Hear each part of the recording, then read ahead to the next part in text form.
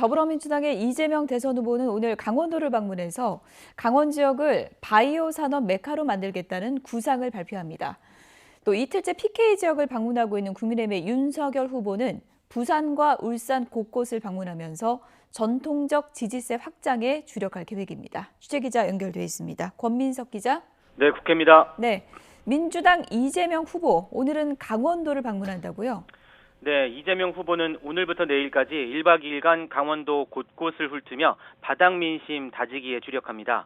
전국 민생 탐방인 메타버스 시즌2 일정인데요. 먼저 오후 1시에 강원도 홍천에 있는 홍천 생명건강과학관을 방문합니다. 바이오 클러스터 예정지인 홍천에서 바이오 산업 현황을 청취하고 강원도를 K-바이오 산업 메카로 육성한다는 구상을 발표할 예정입니다. 이어 강원도 18개 시군 번영 회장을 만나 지역 현안을 듣고 강원도 발전 방안을 논의합니다. 또 강원도 춘천 번화가인 명동거리를 걸으며 시민들과 접촉면도 넓힙니다. 저녁엔 강원도 인제로 이동해서 최전방 지역에서 복무한 예비역 청년들과 만나 군대 시절 대화를 나누는 토크 콘서트로 일정을 마무리합니다. 이런 가운데 이 후보는 SNS 메시지를 통해 윤석열 후보가 남녀 갈등, 세대 갈등을 부추기고 있다며 세상을 흑백으로 나누고 국민을 둘로 갈라놓는 제2의 지역주의나 다름없다고 비난했습니다. 또 특정 집단만을 선택하는 정치는 나쁜 정치라며 자신은 국민만 믿고 국민 통합의 길로 가겠다고 강조했습니다. 국민의힘 윤석열 후보는 PK 표심 잡기를 이어가고 있는데요. 오늘은 어떤 일정인가요? 네, 어제에 이어 이틀째 PK 지역을 방문 중인 윤석열 후보는 부산에서 오늘 일정을 시작했습니다. 영도구에 있는 순직선원 위령탑에 참배했고 해상선원 노조 관계자들과 만나 관련 현안을 논의했습니다.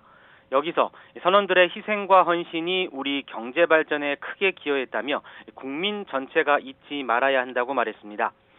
윤 후보는 현재는 부산항 여객터미널에서 신해양강국 비전 선포식에 참석해 동남권 부산 발전 방안을 발표하고 있습니다.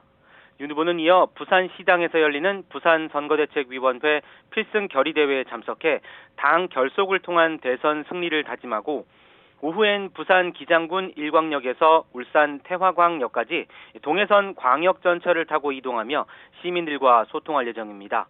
또 울산 선대위 필승 결의대회에 참석해 대기업과 중소기업, 노동자가 모두 잘 사는 공정경제도 강조할 계획입니다.